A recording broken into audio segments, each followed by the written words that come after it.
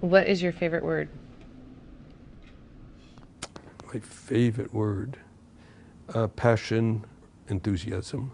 It's kind of two words. It's okay. What's your favorite curse word? Well, generally I use Spanish, but coño. Okay. What profession other than your own would you have liked to attempt? Um, I've thought about that quite a lot, and I like philosophy. I've sometimes thought about engineering, but engineering in broad way as opposed to the narrow Mm. aspects. But I'm pretty happy with my profession, so I don't go too far in those directions. I've just contemplated it, but I I'm where I'm a very lucky person. Let me put it this way: I've been lucky in everything. When all the people you've mentioned, Pilar, my children, um, my career, the way I've been treated by other institutions, I don't have any bitching about my job. Yeah, there are parts of it that are difficult, parts of it that are more challenging sometimes than I would like. But the thing is, I feel very lucky. I've been treated very, very well. What profession other than your own would you not have liked to attempt?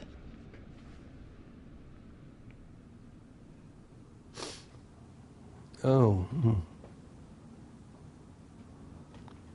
I have that old person's tear. Um, I almost every, you know, I tell my students something that shocks them if they think about it, and they'll say, "What if I get this paper in late?" And they'll say, "Well, if you get it in late, you'll get it in late, but let's agree on when you'll get it in." And they'll say, "You mean we can agree on a time? Get a is They often think it's got to be the next day then if it's going to be acceptable." And they tell me they have a problem with family or anything like something like this. I said, "So when do you think you'll be able to get it in?" They'll say, "Well, I could try to get it in by Friday." I said, "Well, why don't you make it the middle of next week? We'll agree that you'll get in."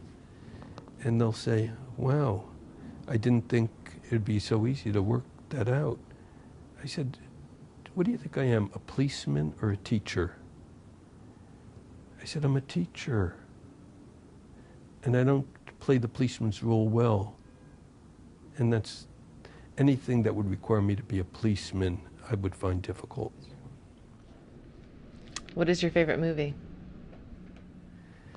Well, I have a lot of favorites, but I mean, if I think back, my favorite movie, the one that I always recall, which I saw probably in around 1960, is called Black Orpheus, Orfeo Negro. It's a Brazilian movie in which the kind of myth of Orpheus Mm. and Eurydice is played out in a Brazilian favela. The music actually is very well known. Felicidade. Felicidade comes from that movie. It goes.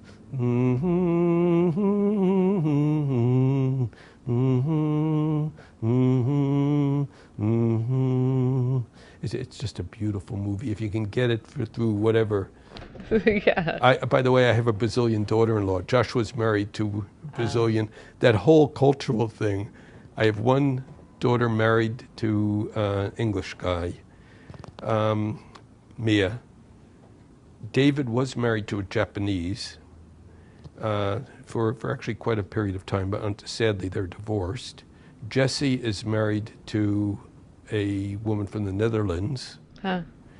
Joshua is married to Brazilian, and I'm married to Spanish person, and my youngest daughter, Bianca, is not married yet. So we have a lot of a lot of that stuff, What is your favorite book?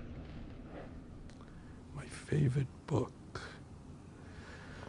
Oh, that's really a tough one, because I read so many, and there's so many that I like. I haven't really singled out any specific book that I can tell you.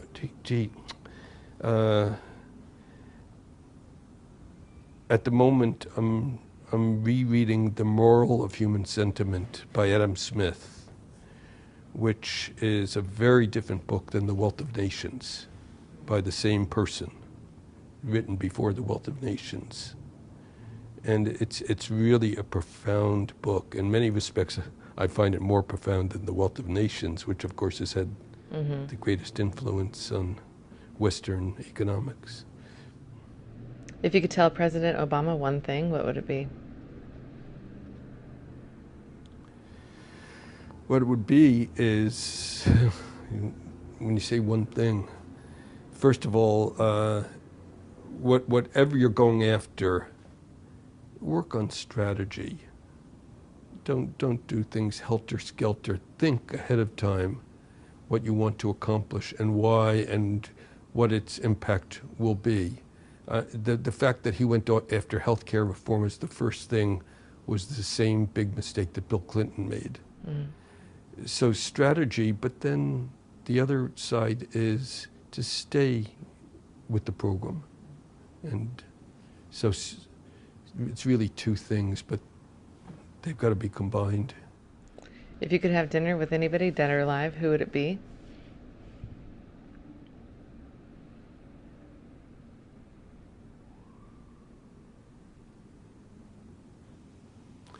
Well, I'm going to give a very conventional answer.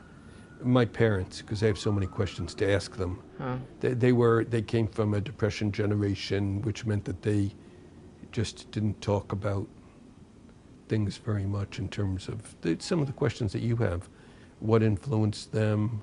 Why this happened? I mean, actually less from a personal point of view, not why did you do this to me, but just out of curiosity, I would love to understand their perspective better and their experience better and how their experience shaped their lives. That's not only that's perfect, not just conventional. If heaven exists, what would you like to hear God say when you arrive at the pearly gates? I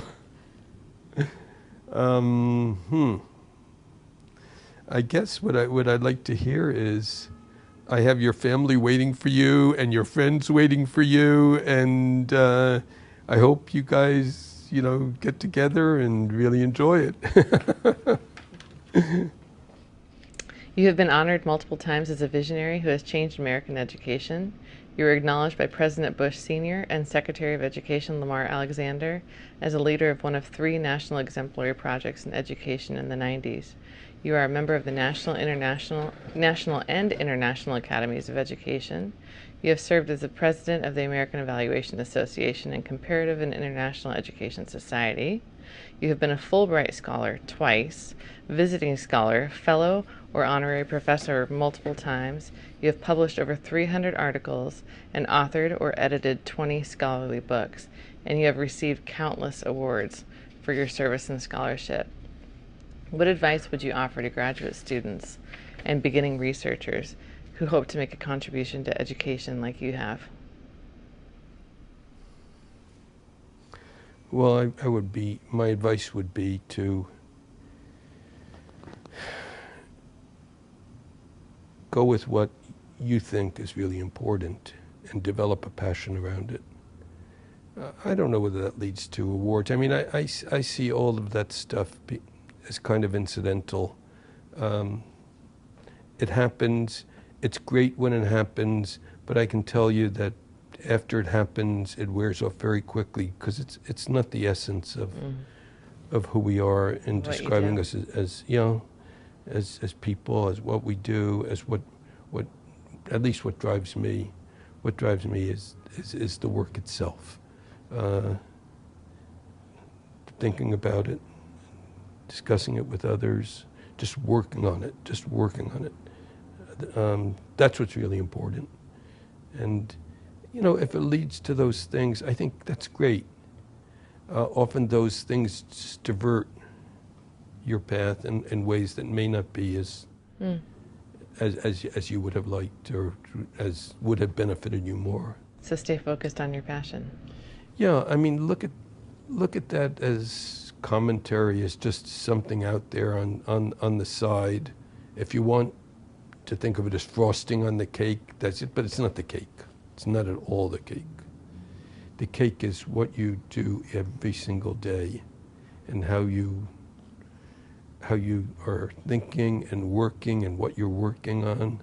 And boy, there's so many good people out there who do beautiful work and who are going to get awards in their life, but what I really admire is what they stand for. I was just thinking this morning, I got a note from Sean Reardon, and Sean is just a brilliant sociologist, methodologist, but he's working on really meaningful stuff. I don't know whether you saw about 2 weeks ago this emphasis on increasing stratification of American society and the poor in poor communities. Mm. And that's what he really cares about and that he's working on. And we had a group at Stanford who, they were brilliant in their own fields. One of them won a Nobel Prize in physics. But we met once a month after having read an article that was given to all of us, reproduced, given to all of us, to get a presentation, debate the article. It was always on a social mission issue. And then we would meet at someone's house for potluck. Each of us would bring something, and we'd spend the next 2 or 3 hours at a more individual level. And this came out of the Vietnamese War. We established a program in social thought and social action. I was very active in it. And came out of the Vietnamese War, the dissatisfaction with not only what was happening, but a society that could engage in such a mindless, from a moral point of view, and wrong activity. And that was more important to me than any award. What can you say about an award? You get it, and then you list it on the CV, and life goes on. But if you're not engaged in something like that, you're a lot emptier than if you don't receive an award, but you are engaged in something like that. When I asked your friends and family members to capture the essence and nature of Hank Levin, a number of themes emerged. Family is most important to you, first and foremost. Your children could not emphasize enough what a great role model you have been for them, inspiring them to become the people they are today. You are warm and caring, nostalgic, supportive, and empathetic. You are an inspiration to all 5 of your children. Pilar adds as well that your 5 children are by far your most significant accomplishment. In terms of your professional life, you are most humble. Pilar and your daughter Bianca note how you have always brushed aside the frequent recognition you receive for your success and your hard work, and consistently emphasize how much you love your job and that which you do. You are very funny, a really, really, really funny guy, according to your son Jesse. Corny, according to Pilar. This was also evident across family members and colleagues. You never take yourself too seriously and inject humor into all situations whenever possible. You care deeply about social justice and your professional responsibility towards that end. David Berliner admires you for choosing to spend a part of your career in the trenches, trying to make a difference. Very few academics have done this. Your son David agrees, noting your extreme passion for that which you do, just to help. Ed also agrees, noting that few scholars like you practice what they preach and supposedly stand for. Your son Jesse adds that your passion is coupled with the spirit of a scientist. Your mind is always at work. You are focused. Pilar notes your strong work ethic. Mia compares your professional life to your life as a long-distance runner, at the height of power and agility, running through the redwoods in Woodside, California, like a 10-point stag. She recalls your strength, grace, and focus, just like you have been in academia. You are savvy, one of the world's greatest schmoozers, and otherwise just an all-around great person. To Ed, a native of the Show Me State, he notes that the true test of any person centers on the answer to one question: is this a good person? His answer for you is a resounding yes. Your son and the rest of the family members agree. Your son Josh characterizes you the same way, calling you a mensch.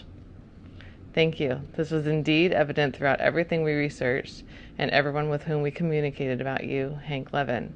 There is no doubt there is no other you. Thank you for everything you have done for us, for future educationists, educational researchers, educational econometricians, and most importantly, the students in the schools you have touched across the world. Thank you. Well, thank you. That's much too much in terms of accolades.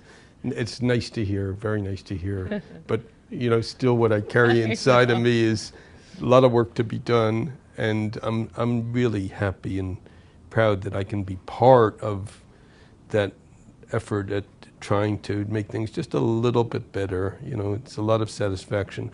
By the way, I'm doing it for me. So I have to tell you, I don't in any way have illusions that the world is waiting, until I do it. But I get satisfaction out of it. You're very blessed. Thank you.